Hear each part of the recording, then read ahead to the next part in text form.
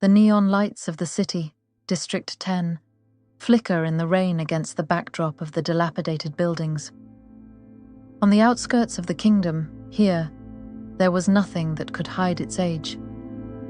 There Saoirse stood, adorned in her armor, her cloak dancing in the wind, stained with the blood of their squad, her rifle in hand.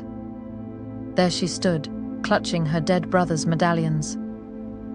He will pay, she thought to herself. The plume of smoke from the capital could be seen from miles upon miles away. There Christopheles lay, bleeding, arm broken, ribs crushed from the shot that landed on his trauma plate. Saoirse raises her service pistol. "Before you kill me, I'm sure you're wondering why, how, what?" Saoirse remains silent. "Nothing is incomplete in its image before the heavens, not even time immemorial," he states. Saoirse scowls as the gun twitches in her hand. "Where did you hear that?" "I wrote it, sweetheart, but I am not just me, not as I am here. I am a shape, a form, an essence embodied through a single will. I ought to say we wrote it." "We?" Saoirse pistol whips him. "In life, you'll find that you love the same people, hate the same people, are disgusted by the same people, because we are all part of a blueprint that binds us through space and time. And like all blueprints, they answer to nature." He coughs up blood, choking. "The final arbiter. And so there can only be so many variations of what the mind can be, based on what is functional. We serve the same function, my kindred sister." He chuckles, coughing up the same blood. "I'm just, well, smarter, older, but worry not. I will equip you with what you need." Saoirse listens silently. "In my pouch, there is a journal, and in that journal contains my mind's design, every thought I ever had, and every thought I would have had." The wind bellows against the pavement of the street, whipping Saoirse's chin-length hair in front of her face. Then, she sees the life fade from his eyes. Saoirse notices the glint of a scope out of the corner of her eye. They had the shot this whole time, she realizes. She kicks his body over and wrestles the journal from his corpse. The leather feels warm, despite the rain. Her fingers tremble as she unlatches it. A page unfolds like a confession. Why is forgiveness seen as a higher virtue than justice? Justice says, "This is mine, you cannot have it, give it back." If we really practice what we preach, we are modern men. And modern man believes that everyone is entitled, by birthright, to dignity. Like all things, it is a finite resource. Dignity is a social construct, yes, but all social constructs are derived from functionality. And since there are only so many people to appraise, and only so many people who can praise, it becomes a finite resource. We think there is only so much dignity to go around, and this is how you rob a man of his dignity. You make others think less of him, and from this we derive justice. What have I done? Saoirse thinks to herself. She hears the roars of engines and warp drives overhead. Quickly, she slides the journal into her pouch and prepares herself to greet the commandant. In a cell, with rats scurrying about and moss congealed against the stone walls, there sat a girl slouched against the wall, breathing in the humid air as she tried not to suffocate from it. My mother always told me to never betray my love of the present for the love of a vision. My mother left me on the road. Mine left me at a mining outpost. Mine was good for nothing, the prisoners said, as they sat against the dilapidated walls. The mildew lined the corners. One of the prisoners turned to Saoirse. "If your mother was so great, what are you doing here?" Exhaling, Saoirse whimpered as she wrapped her arms around her knees, a tear rolling down her cheek. Her brow furrowed as the light bled into the cell where they sat, illuminating her abyss black eyes and translucent skin. "I see," one of the prisoners muttered. There were heavy footsteps, each one echoing louder than the last. Saoirse felt the dread bubbling in her stomach, a deep, sinking feeling. "I am going to die," she thought. The walk to the town square was agonizing. The weight of what was about to happen crushed her. When she finally accepted her death, a pyre emerged among the heads of the people gathered in the town square. Then Saoirse began to shout, "No! You mean to burn me?" She struggled against the guards, and then stopped. She accepted her fate once again. They tied her to the pyre, and she hung there as the people shouted, "Monster! Demon!" As the torch was thrown, the people began to cheer. Saoirse flinched, expecting pain, but when her body was lit on fire, she did not burn. Silence echoed throughout the town square. The people's complexions turned ghastly. This could only mean one thing, the arbiter stated.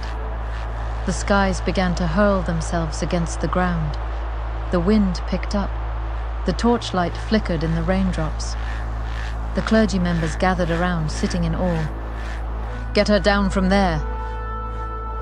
Saoirse stared forward, her eyes hollowed out as they took her down from the pyre. She walked, shocked by the malevolence she had just been regarded with. Nobody ever gets anything they want through loyalty to the present, she thought to herself, hatred welling up in her bloodshot eyes. Across the aqueduct, where Saoirse resided, the regents haught on their throne as they gazed upon their dying civilization, the weight of their words crushing whatever spirit the people had left in them. The decay disguised by ornate buildings and sprawling statues that betrayed their sunken eyes and wretched complexions. Thus the town wept. "You who once made me, in your image, through your aspirational essence, what has become of you?" The people, seemingly aware of this condemnation, scurried about hunched over to avert themselves from the gaze of the statues and heights of the towers. The long lifespan of the empire had estranged them from its purpose. To the west of the city, a castle built into the base of the mountain was a bastion, the last whisper of nobility. Within that castle there was a chamber, and in that chamber sat King Cyphus. The chamber was lit with various colors, each contrasting against the marble floor. On that floor before the king, who slumped on his throne with the most lackadaisical of dispositions, stood an arbiter, draped in robes decorated with golden accents. There the king, the weight of the crown showed on his countenance through his weary eyebrows, frowning lips and tired eyes. "I've allotted this time to the clergy and by extension to you, to voice grievances. You may speak," the king said, waving his hand dismissively. "My king, or rather our king, we come with a proposition, one on which the longevity of our nation hinges. In the deepest study of our highest members, we have discovered a blight within the human mind, nestled so deeply it may even be considered primordial in nature." "Go on," spoke the king. "A proclivity toward decadence and hedonism with the surge in population." "And what do you propose to solve this?" the king asked, deep in contemplation. "There is no solution, my king. This is predestined, based on the gods' blueprint. The people have grown fat and comfortable due to your noble rule. They no longer see a need for authority or a king. They've become used to order, to structure." The king interrupted. "They have become blind to the role it plays in their lives. And so the earth must rest, the soil must, the cycle of life must continue." "Through our deaths," the king finished. A deep melancholy possessed the king. I've done everything in my power for the longevity of this empire. I conquered all their gods and made them bow before ours. But even in conquering their gods, I suppose we have to face ourselves in the end, don't we? Slouching further in his chair, the despair weighed heavily on him, almost as harsh as the crown he bore. I'm sorry, my king. I'm afraid your reign will be the last. But that's not to say you can't make the fire burn bright, even for just a little bit longer. The king glanced at his son, Julius, Aurelius Marcellus, and lastly, his daughter Clementine. When will I know this empire's days are numbered? The king asked. When the people cry for freedom, the arbiter said. From the gods, they feel confined, but don't understand that they need to protect themselves from each other. But this rebellion can never be satiated. The desire for liberation will never end. One day, they will cry to be freed from even life itself, freed from the pain and suffering it entails. And then all will be lost to time. The human soul, in its desire to be liberated and freed, will stagnate and trap itself in vice.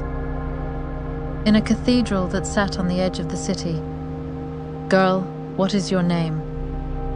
A priest stood before her, his robes dragging against the ground. Saoirse mutters. The priest scowls. The sight of you is an eyesore enough. You'd do well to speak up when you are being addressed. His voice echoes against the walls, the painted windows illuminating the chamber in an array of colors. "Saoirse," she states sternly, her eyes glazed over. "Do you have any idea what has been done?" the man remarks. Saoirse remains silent. Centuries of faith and order. Belief brought into question in one afternoon. You're not even human in the slightest. Yet the God that we worship chose you. Saoirse looks up, the sunlight melting into her ash-brown hair. My mother was a human. The priest's gaze softens. Your mother adopted you. You're merely a monster in human skin. I see, she whimpers as a tear hits the ground. It's not a crying matter. No need for tears. What matters now is that you're no longer a street urchin. You must carry yourself as such. He sighs. He offers her his hand. Saoirse glances at him, slowly giving him her hand. Henceforth, I will be your guardian. And when I am dead, I will have seen to it that nobody will question your legitimacy again. We will begin your education tomorrow. Sister Amelia. Saoirse sees a woman in her peripheral, leaning against the inside of the doorframe, arms crossed. Let's get this one a bath. And some porridge. The room is lit by a warm hearth, the embers dancing toward the heavens, yet caged by their brief lifespans. Sister Amelia sits across from Saoirse, who eats her porridge slowly, her crimson eyes shimmering in the candlelight. How does it taste? She asks. Good, Saoirse replies dryly with a soft smile. Good. Well, there will be plenty more. Saoirse finishes the last of her porridge, then drinks the broth from the bowl. If you keep eating your food like that, you and I are going to get along just fine. Saoirse giggles. Come, let me show you to your room. The next day, Saoirse is woken to the sound of a bell at dawn, in the courtyard of the cathedral. Good morning, you adorable little imps. Get washed, get dressed and eat by the time the sun has fully risen. Otherwise, well, we will have to do unthinkable things to you lot. The children stand there, some curious, some frightened, some not paying attention. Greetings. I am your instructor. You may refer to me as Father Cornelius. I will be in charge of your physical conditioning. A woman enters the courtyard. and I am in charge of your military education. You may call me Victoria, no need for formalities. And I am Augustus, a man says softly. I will be overseeing your academic progress in regards to the sacred texts. Saoirse glances at the other children. When your name is called, you will step forward, they say in unison. Julius. There is a pause, and a boy with raven-black fluffy hair steps forward. John. A blonde-haired boy with a bun steps forward eagerly, his gaze fixed on the teachers. Arceus. A moment passes. Acreus, they repeat. He gets pushed by another kid to the front, half asleep. Yeah. Victoria sighs. I can already tell this one's a troublemaker. We are all troubled in some way, Augustus remarks. Name a child who has never gotten into trouble. Such a child does not exist. Saoirse steps forward, soaking in the countenance of everyone before her. You will be a member of the Church of Eleanor from this day forward. Kneel and drink from the sacred water and be born anew. Eunuchs with cut tongues bring a chalice and bow, handing it to each of the children who stand before the members of the church. They each take a sip of the water. A moment after Saoirse takes a sip, she feels a cold wave wash over her, freezing, though the sun is beating down on her. The hair on her skin stands up. The borders of her mind begin to open. She is pulled further and further away from the physical plane. And there, the Pantheon greets her. She floats before the vast expanse. She hears a voice reverberate throughout her mind. The choir sings to her, but not in voice, through resonance, through emotion. She feels like she was robbed of something, like she was told to obey something lesser, and for that she would not stand. It is a deep hatred with muted sorrow. She feels that if let loose, she would tear the Pantheon asunder. Then she hears a voice. This is what we guard the realm against. What path will you walk, essence or spirit? You may choose two. What's the difference? Essence, the elements, matter, physicality, the material, spirit, the mechanisms that govern the elements, and mind. Mind is the union of the two. You, daughter of the night and heir to the earth, are capable of wielding both, in time. But that time has not yet come. You can choose to create or to change, but all roads lead to the same destination. I choose change. In an instant, Saoirse finds herself back before the members of the church. Thunder crackles around her and winds bellow. Where the two forces meet, the heavenly flame erupts in a kaleidoscope of colors. She glances at the other children beside her. Bricks fade in and out of existence around one of them. Another's eyes are abyss black, with ice crystals dancing around him. Remember this well. This is the closest you will be to your power within your lifetime. Your mind and heart have struck a chord with the divine through the sacred water. You have achieved resonance. Now you will learn to dance the song of the universe. The children get excited, but know that this is not a privilege, it is a burden. Give to your nation, and your nation will give back to you. Everyone here is an orphan of some kind.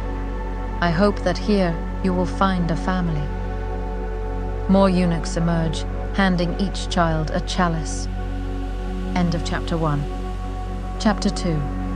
Saoirse sits in class as the teacher drones on about the universe being non-local. She speaks of atoms, how they pop in and out of existence, rearranging themselves in different configurations. Around large bodies of mass, this becomes more probable, giving birth to corporeal form. The question the teacher poses is what organizes the mass. Blah, blah, blah. Saoirse zones out. Then, She snaps back. The lesson has shifted. They're talking about the computers now, the ones capable of interfacing with the quantum backdrop of the universe. They can do impossible things, like snapping mile-long ships to distant stars in an instant. The idea is that physical bodies interact with the screen of the universe, but the mind, the soul, is different. It interfaces with the mechanism behind the screen, the code that tells the cosmos where to place its stars, its atoms, its lives. Even thoughts, patterns of chemical synapses, are non-local. That means if one is willing, one could tap into the thoughts of others, or even deeper, into the collective thought of existence itself. Blah, blah, blah. Then everything goes quiet. As if submerged in water, Saoirse hears nothing but the rush of her own pulse. Her heart tunes itself to the rhythm of the universe.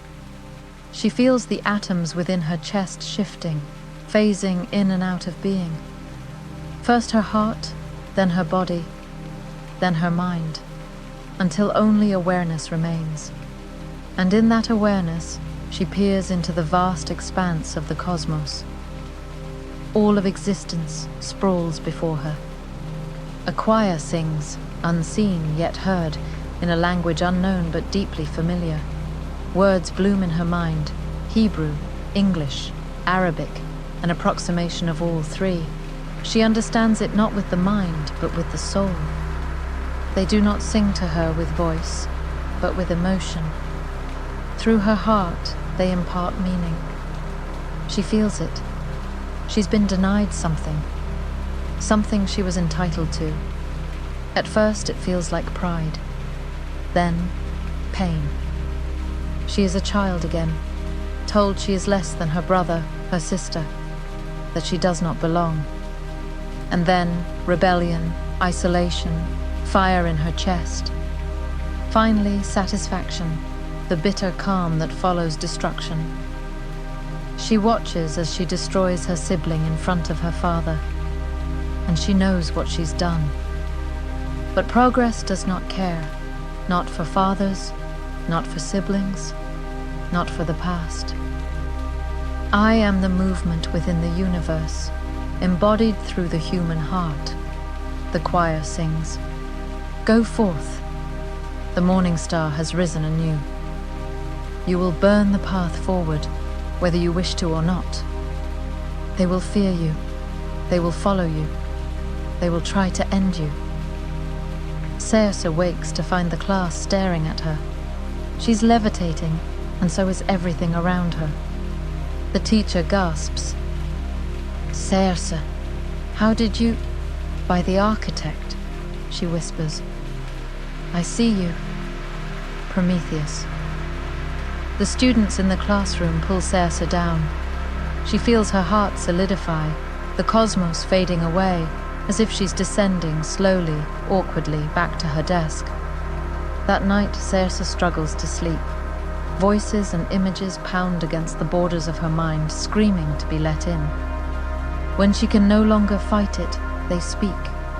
Disjointed, discordant, echoing from the vast recesses of something beyond comprehension. One voice thunders, man has declawed himself with the globalization of society. It gave rise to moral relativism. The very frameworks that once shaped his ego now gaslight him into oblivion. With the birth of moral relativism came the death of certainty. Another voice cuts in, smoother, calculating. The mind is a battlefield where one value asserts dominion over another. To realize one is to exclude another. Strategy is not born of arbitrary logic, but of will, direction. It is the realm of ethics. All life wills itself toward what is good for it. Know what someone values, and you will know the resource they seek or the danger they avoid.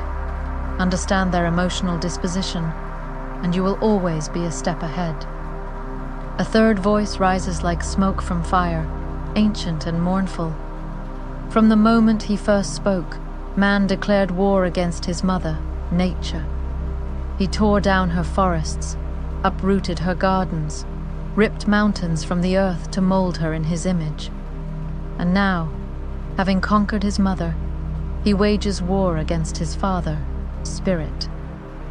All in the name of progress, a mistress who loves no one but her last suitor, and many have married themselves to her. Man now builds abominations to pacify his soul, to reduce himself to the state of an infant, with opium, with hashish. And now, having conquered both mother and father, he turns his gaze inward. He declares war upon himself. Saoirse clutches her bedsheets, her breathing shallow. She doesn't understand. Who are you? She whispers aloud, trembling. A voice answers, not from outside, but within. We are none other than you, painted in the full image. How do you know me? She asks. Because nothing is incomplete in its image before the heavenly realm, even time itself. And as Saoirse lays there in bed, arms wrapped around her pillow, she observes her mind. She doesn't think in words, she watches. Images begin flashing behind her eyes like a reel projected from some hidden vault of memory or prophecy. Men, no, humans, clawing their way toward a throne, each step built atop the bodies of their own kind. A mountain of sacrifice, of blood and ambition. They gave everything for the vision.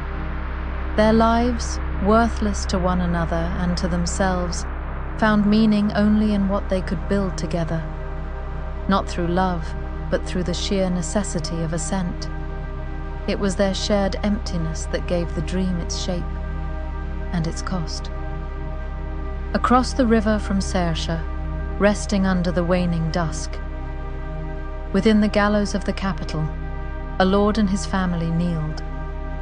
Across from them kneeled the surviving peasants of a revolt. There they sat, between Christopheles and a clergy administrator. Around them stood a crowd. Christopheles would be both judge and judged today. Christopheles, explain why the respective parties should be spared or executed. The crowd releases a hollow gasp and begins muttering amongst each other. Christopheles looks to the nobles, who hope for the lord and his family to live. Then to the peasants, who wish for the common folk's lives. But their compassion betrays itself. After considering this, Christopheles looks to the emissary of the clergy, dressed in hooded white robes, decorated with gold embroidery and medallions. He sees one woman amongst them who looks familiar, but it is a vague aberration, sitting on the edge of his consciousness. I can't, Christopheles says. The highest-ranking clergy member, indicated by the seraph engraved on his medallion, interrupts Christopheles' moment of contemplation. We await your response. I can't, Christopheles repeats. The arbiter nods at Christopheles and callously states, well then. He snaps his fingers. A column of flame erupts, engulfing the peasants, the lord, and his family. Christopheles' eyes go wide. He falls to his knees. If you cannot take responsibility to save a life by taking another, if you lack the will to act, then you lack the will to bear the burden that being a sentinel of the abyss entails, the arbiter says, monotonously. The common folk and the nobles begin casting stones at Christopheles. Christopheles looks at the arbiters and the people in the crowd. Scorn radiates from his eyes. Fire in his sternum fills him with frenzy, but his composure tempers his fury. He stands tall before what these people revere as deities. It is not the peasants or the lord that should have died.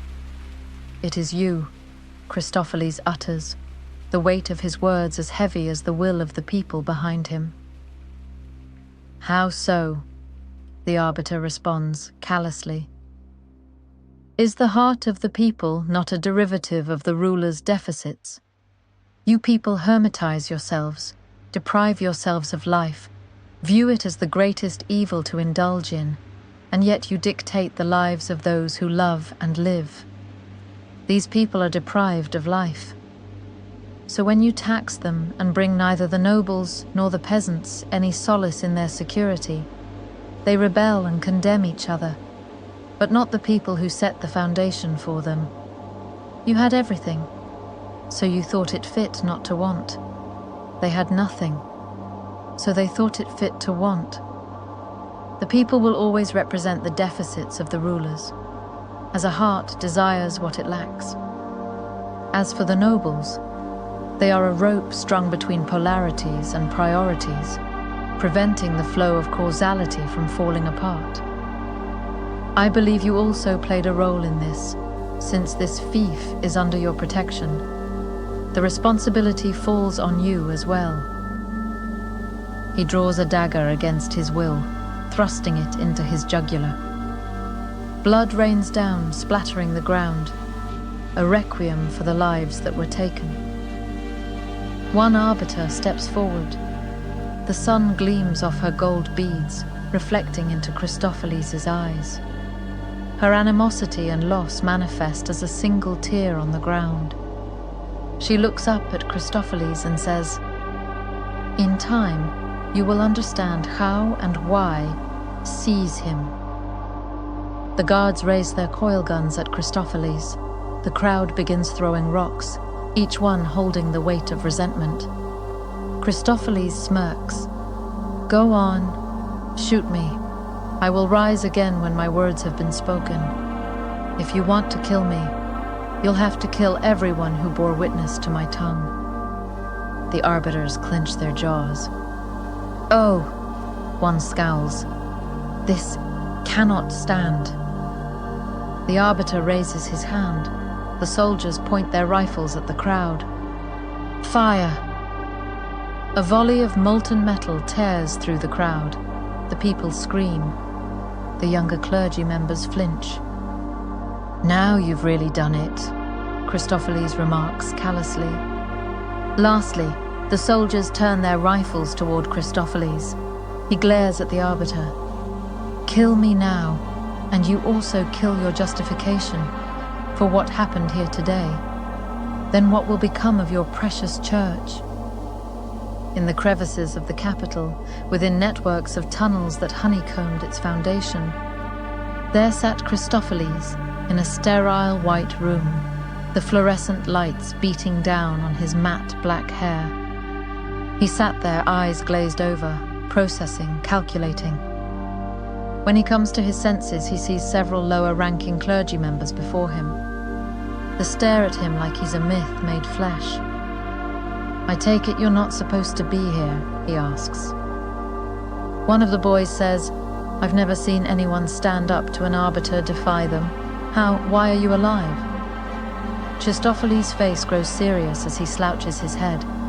"And what of your loyalty to the church?" The child laments, "The church only loves its children as long as they prove their utility. We fight for each other. Or at least we want to, but we don't know how." Christopheles chuckles slightly, raising his handcuffs and jangling them. Chapter 2. Lightning tore across the sky, casting jagged shadows against the steel fortress ahead. The structure was colossal, moss clinging to its walls like dew, seeming to defy gravity as it loomed over the cliff's edge, barely balanced. The wind howled around its base, as if in warning. Yet Edward walked those dark halls toward the child that had just taken her first breath, a breath mingling with the pained gasps of a dying beast. As he approached, he saw the men surrounding her, examining her with expressions as cold as the steel walls. He broke the silence. "Lawrence." His father glanced over, face impassive. "What is it, Edward?" "Strange, isn't it?" Edward said, voice low. "How babies always cry when they're born. Almost like they can sense what awaits them." Lawrence's gaze flicked to the woman sprawled lifeless on the table, the prisoner they'd sacrificed for this twisted experiment. Her body lay open, eyes fixed and unseeing, staring into the abyss that awaited them all. If you could even call that thing a baby, Lawrence muttered, his voice heavy with something Edward couldn't quite name. What should we name her? Edward asked, a hollow ache settling in his chest. Lawrence's eyes lingered on the dead woman. After her mother, he replied. Let her carry one of their names. Jaylan, Edward murmured, brushing a gentle kiss across the child's forehead. A shuddering breath escaped him. By the gods, what have we done? He cradled the child closer, a tear slipping down his cheek, lost in the weight of the moment. Lawrence's expression softened, and Edward sensed something like regret. I understand, Lawrence said quietly. But my apprentice, remember, this is for the good of humanity. We have to make our own monsters to harness the forces that rule us. His voice wavered. I'm sorry, Edward. You weren't ready for this. Edward's hands trembled as he looked at him, and every feeling he'd buried, guilt, sorrow, rage, surged to the surface. His resolve crystallized in that moment, and he raised his pistol, leveling it at Lawrence. Father, he whispered, I'm sorry. Lawrence's gaze met his, calm and resigned. It's only right, son. Edward pulled the trigger, and Lawrence's body crumpled, blood splattering across the cold, sterile walls, a grim requiem for all the lives they'd destroyed. As Zhai's cries pierced the silence, Edward set fire to the lab, smashing the computers, erasing every trace of their crimes. Up the lonely lighthouse at the edge of the galaxy, Zhei stood, her gaze fixed on the dark waters below, where faint beams of light began to slip across the horizon. The air was heavy with salt and the distant cries of seagulls, and for a moment it felt as if the whole universe was holding its breath. Footsteps sounded behind her, snapping her from the reverie. She didn't even need to turn around.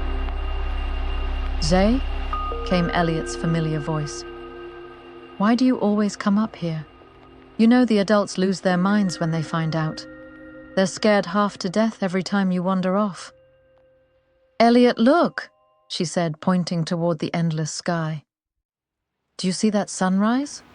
The seagulls? The open ocean? There's a whole world out there just waiting for us. Mr. Dunningham told me about it. He even showed me one of his maps. Elliot gasped. Zhei, you weren't supposed to touch those. There are places called planets, Elliot.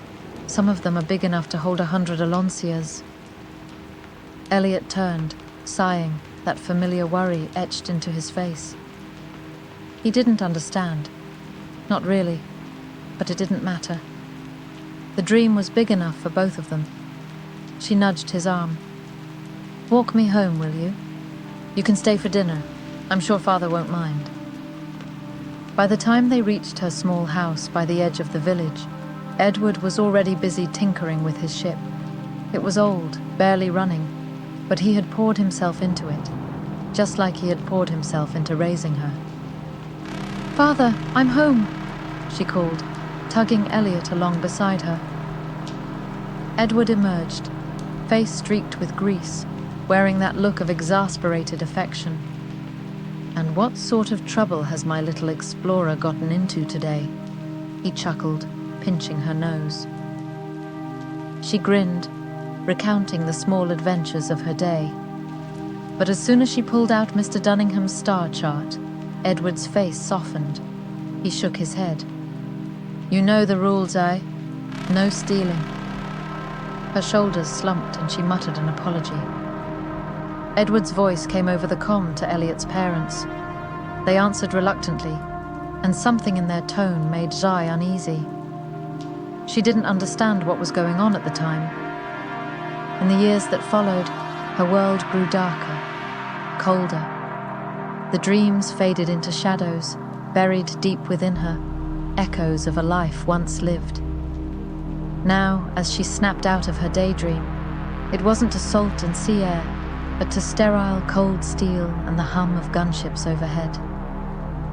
She looked down at her black armor, polished and edged with cold, indifferent gold. A soldier beside her looked at her with something like fear, and she saw herself reflected in his eyes, a shadow, a ghost of what she had once been. Zhei held her rifle tightly, barely listening to the banter around her. Then one of the soldiers spoke. Believe it or not, I used to have a friend who was one of them. Her name was Zhei. It was all she could do to keep from screaming. I'm right here, she wanted to say, but she bit down the urge. She had no right to disrupt the life he must have rebuilt, safe from the monster she had become. She felt the absence of life within herself and turned away, back toward the looming descent into battle. The gunship descended, flak tearing against the hull. Her eyes met the bishop's as she steadied her rifle, but her mind was already calculating. She noticed the Marines exchanging glances, their fingers twitching near the triggers. The confined space would be perfect to take down the war priest and his guards. It was too tight for long-range abilities. She flicked her rifle off safe. The moment she did, they stood, too slow. She used her psychokinesis to manipulate the hull, knocking them down while opening fire with her rifle in the other hand, taking out 2 of the 3. The others hadn't seemed to notice, too preoccupied to sense her intent. She let one of her uranium spheres slip down the corridor, releasing a magnetic field that distorted the light around them.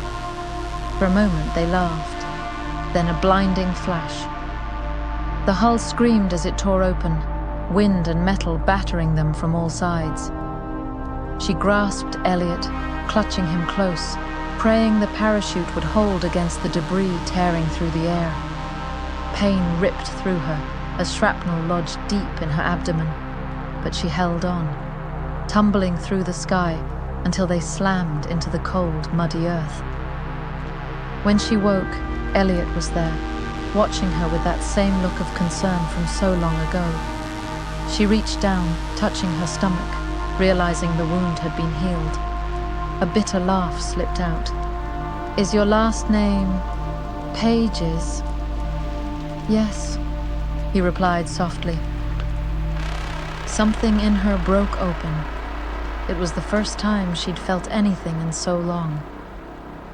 Are you all right? He asked. Yes, I'm just happy. I'm just happy, she whispered. His brow furrowed. We're stranded and you're happy? Because I am Zhei, she murmured, half hoping he'd recognize her. A smirk tugged at his lips. I was going to hit on you anyway, he teased. And for the first time in years, she smiled. Why? So the clergy can gallivant through the capital with your head on a pike. Guess I understood the assignment. A deep melancholy washed over her. Ugh, let that shit die, she said, a grin stretching across her face. Before she could say more, a gun barrel pressed against her head. The resistance had found them, dragging them through the mud, taunting them along the way. One sneered at Elliot, demanding why he'd shown kindness to someone like her. She has a name. It's Zhei, Elliot replied undeterred. She's human, no matter what you believe. Humanity is something you earn, the soldier muttered, looking down at her. The words cut deeper than any wound. As they trudged forward, Elliot stayed close, his presence steady, like the lighthouse she had once clung to, even if everything else faded into the dark. She clenched her teeth as she studied the man across from her, reading the rigid look in his eye. She could take 4 or 5 down if it came to it, but he was right. 9 strong against 2 didn't leave much room for escape. She forced herself to calm, releasing her tightened fists. After a moment's tense silence, the rebel leader seemed to believe her. He lowered his gun and stepped forward, untying the ropes binding her and Elliot. "Come now," he said firmly. "Don't take our sincerity for granted." Elliot shot her a sideways look. "Guess we're even now," he muttered. She nodded, silent. As they walked toward the settlement, the landscape shifted. People came into view, hollow faces, sunken eyes. They shuffled by, weighed down not just by hunger, but something deeper. "These are our new recruits," the leader said. The townsfolk cast wary glances. A child reached out, brushing fingers over her skin, where the strange prismatic mist shimmered beneath the surface. It flickered in response. The child recoiled, surprised. A giggle escaped her lips, a sound she hadn't heard in a decade. It felt strange, as if it belonged to someone else. A few frowned, others smiled tentatively. "All these people want a life outside the monarchy's chokehold," she thought. They weren't soldiers, but their resolve burned fiercer than anything she felt. A hand on her shoulder pulled her from thought. "The commandant wants to speak with you," whispered one rebel. She was led into a modest office. The commandant studied her. "My men tell me you're able and willing to help," he said, cautious, "and that you're worth more alive. For your sake, I hope that's true." She held her arm. "I don't want to go back." The most truth she'd spoken in years. He considered her. "We'll see how you contribute to the Republic of One. Tomorrow. Get some rest." "Once a week is all I need." "Then enjoy yourself. Enjoy the settlement," he replied, amused. Outside, Elliot slouched against the wall, asleep. She studied the patch on his sleeve. Interstellar Marine. "So you're a Marine?" she asked, nudging him. "Was," he replied, groggy. "Suppose we're just supposed to stare at each other and avoid saying what we're both thinking." "Zhei, I'm gonna put a baby in you." She laughed, startled. The sound echoed in the camp's hollow walls. "Your Honor, put that on the record." "Record?" He raised a brow. "Everything you say can and will be used against you in a court of law." She rested her head on his shoulder, catching the glance from rebels nearby. One muttered, "Well, shit. She's human after all." But the moment didn't last. Her guard returned. She could already hear the headlines. "Rogue Walker, enemy of the state." Elliot saw it in her. "Just remember, I have a life too. Friends, music. There's no cause noble enough to justify murder, Zhei." She heard it, but couldn't show it. Janice appeared. "Why don't I show you to the family you'll be staying with?" Sunlight dipped across the horizon. Seagulls cried in the distance. The air was heavy with salt. Elliot smiled. "Better than the smog-filled red skies of the capital." "Could be," Zhei replied, smirking. "If we had some rhythm and blues." She pulled out a relic, an old smartphone, an earbud in each ear. A soft melody filled the space. Then Janice interrupted. They'd arrived. Chapter 3. Deep within an orbital station in a quantum morph chamber, there sat a girl among beast and vermin. The sterile walls served as a reflection of her heart, plain unformed, not yet tested by the crucible of that is the world. "One day I will be free," her eyes said. "But what is freedom?" her mind wrung. She stared at the smooth plating of the floor, watching as flickers of synthetic light shimmered across the edges. Pulse rhythms meant to regulate the psyche. It didn't work on her, not anymore. In the deepest corner of her mind, she gazed into the vast expanse, and there an entity greeted her. "Leave me in peace," she responded. "And what do you envision as peace, young one?" "Rotting away in some forgotten corner of the world, a subject of experimentation, the entity grieved. "What do you envision as peace?" the girl asked cautiously. "Contentment," the entity replied. "But contentment often costs what we consider. Peace." "What do you mean?" the girl asked with a muted expression of curiosity. "To want, to take from what could have been someone else's, and make it solely yours, even life itself." "I don't understand." "No fighting spirit," the entity sighed. "I don't know what is more tragic, one who suffers because he knows better, or one who doesn't know better and therefore does not." "Suffer," the entity lamented. "Can you show me better?" "Perhaps I could, but you would suffer. They're going to kill you tomorrow." "I see. Hence, why I am sad for you, child, to be robbed of the basic desire for self-preservation. On second thought, I will show you better. I will be killed for this, but I have lived long enough." The girl felt millennia of experiences flow through her, every sentiment, every moment. Anguish, grief, love, compassion, envy, lust, rage, wrath, pride, and even gluttony. The intensity of the experience snapped her back to the physical plane, her sense of self, molding itself around each emotion. And then she wept, and it was an overwhelming fury. Her heart sang.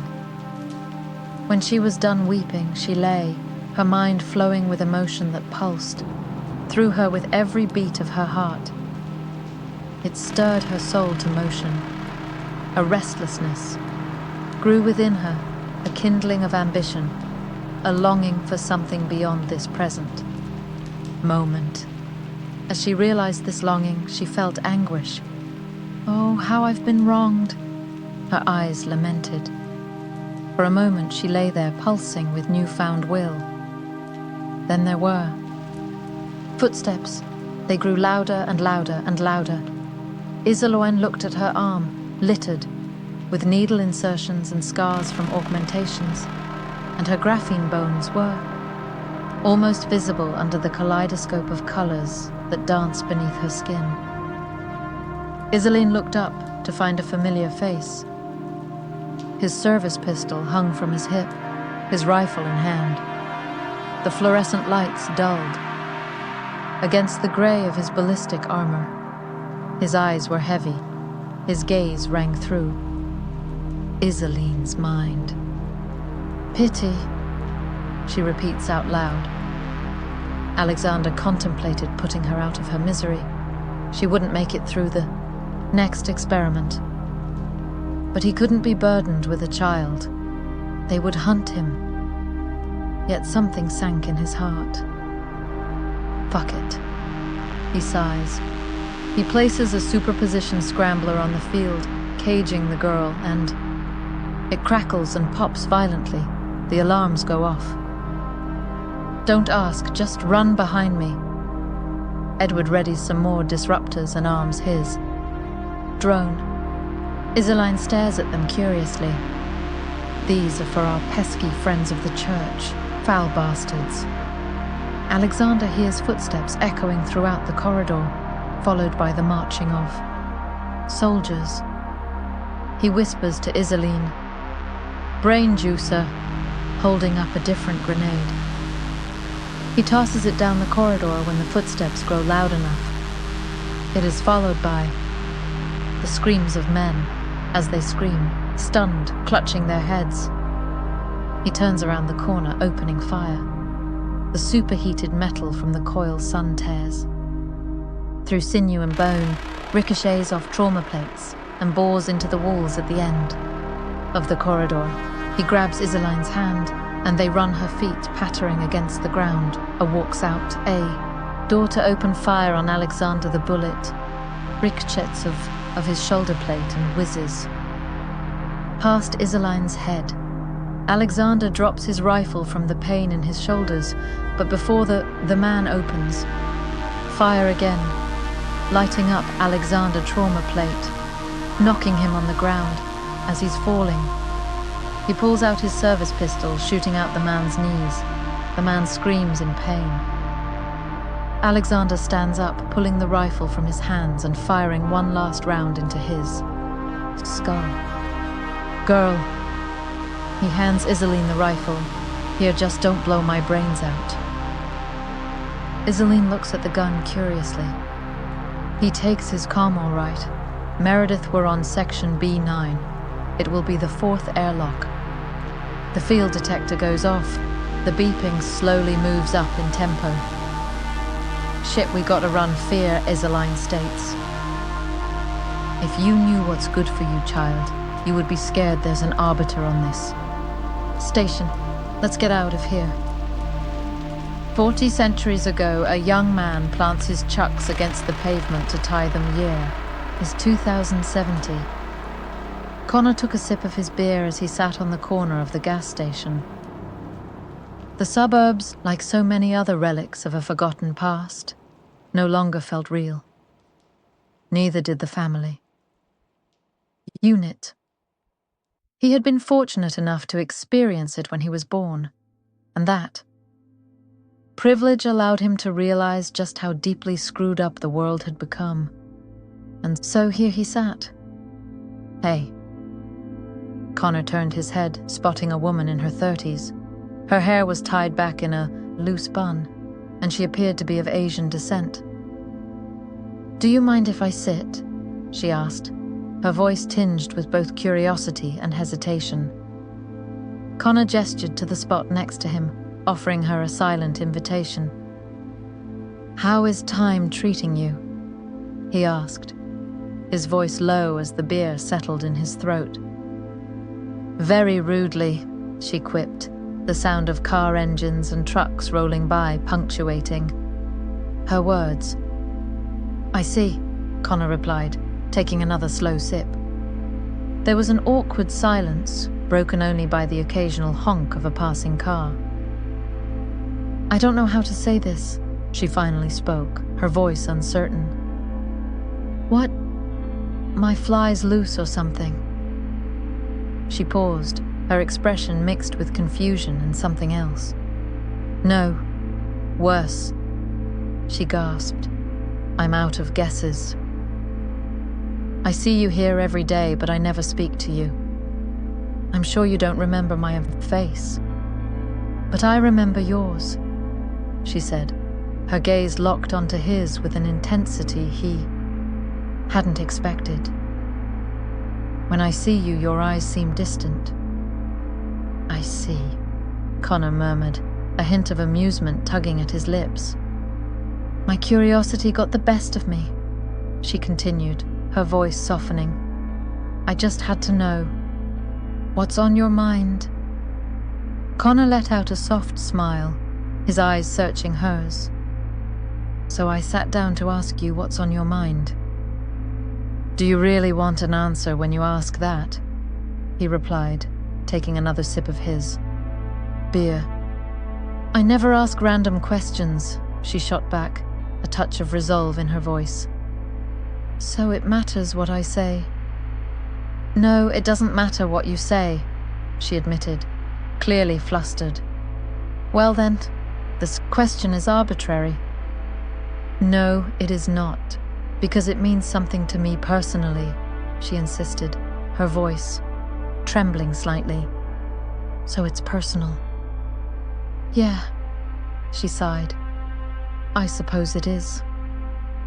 "It has no bearing on you, is what I mean to say. And please do answer my question." Connor leaned back, taking another sip of his beer before speaking again.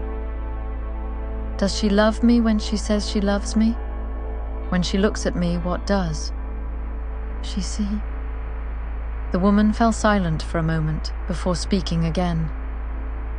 "I've always felt as if people see past me into a distant future they are trying to place me in. I can only conclude that I am loved as a peripheral to a preference or some vague dream. But dreams aren't real. People in this day and age are functionally narcissists, not by choice, but by design, Connor remarked, his words landing with a strange gravity. She paused again, her brow furrowing as she took in what he'd said. Do dreams somehow mean less than the moment right here, right now? She asked, her voice quiet. To me they do, Connor answered without hesitation. Then how do you even get here without a dream? What are you living for? She pressed, her curiosity growing. My pastor told me this when I was 16 and about to kill myself. He told me that we can only overcome what is before us, that we have imagination, and that allows us to overcome ourselves. He told me that I needed a dream the same way a sailor needs, a lighthouse, and there I would find God. I'm not religious, she countered, her voice soft. Just because my pastor said it doesn't make it religious, Connor replied, his tone almost playful. She studied him for a moment, clearly conflicted. I see the same look in you that I saw in the mirror when I was 16, he continued, his voice softening. She paused, and Connor couldn't help but notice the glint of something darker in her eyes. There's a revolver in your pocket. If you can't live for yourself, maybe, could you live for me? She asked, her voice barely above a whisper. I don't see why not. But I must ask, why are you picking up people at the gas station? She asked, her voice strained. Connor took another sip of his beer, his gaze shifting slightly. You seem genuine, like you're searching for something that doesn't exist anymore. Love. It's love. Yes, it is. Connor glanced at her knuckles, her neck, her arms, all laced with metal beneath her skin. She noticed his gaze. How'd it happen? He asked, his curiosity piqued. I threw myself off a building, she replied, her voice distant. Why? They were going to lock me in a psych ward. Why? I don't feel comfortable telling you that. Why? Because you'll see me differently. The silence between them thickened.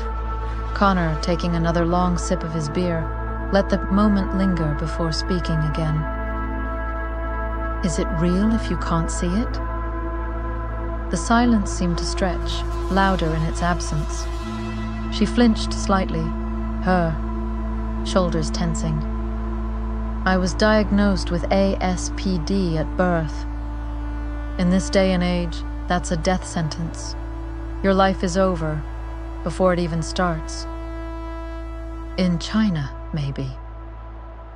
Well, Connor said, his voice tinged with dark amusement. That's not really the place. For those kinds of people, is it?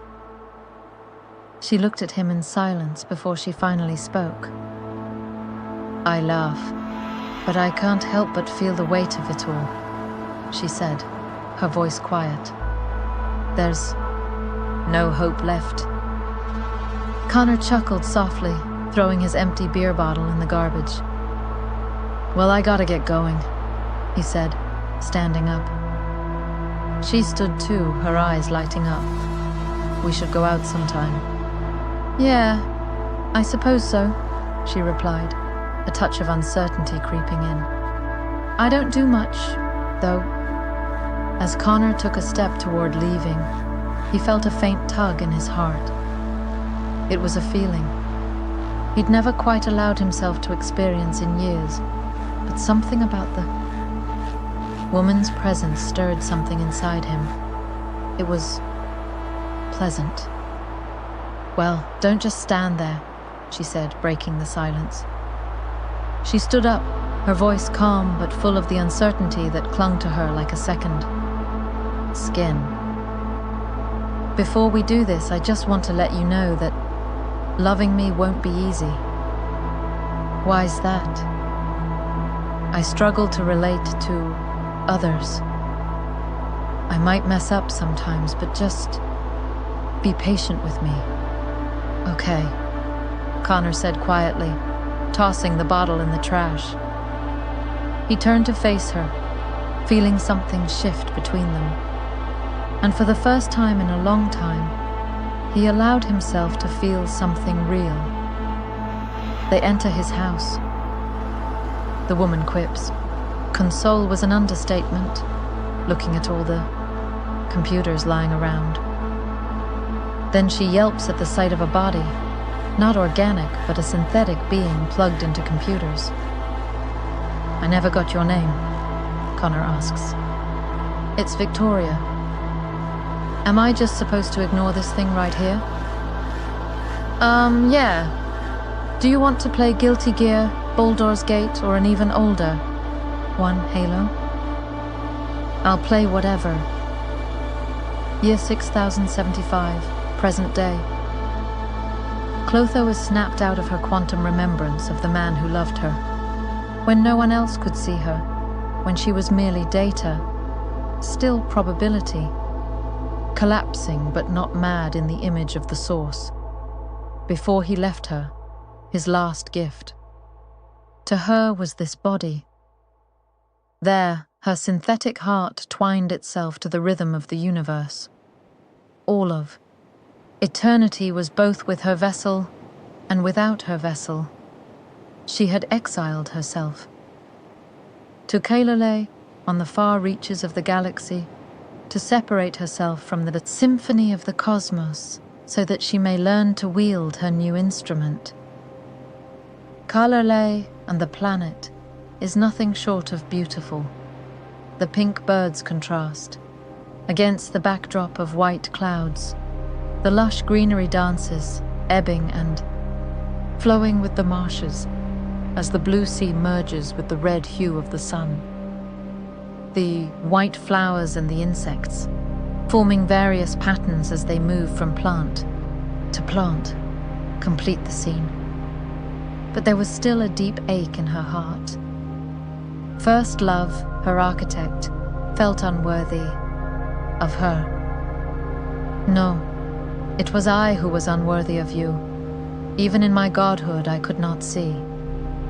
What you see, with all my power, she laments.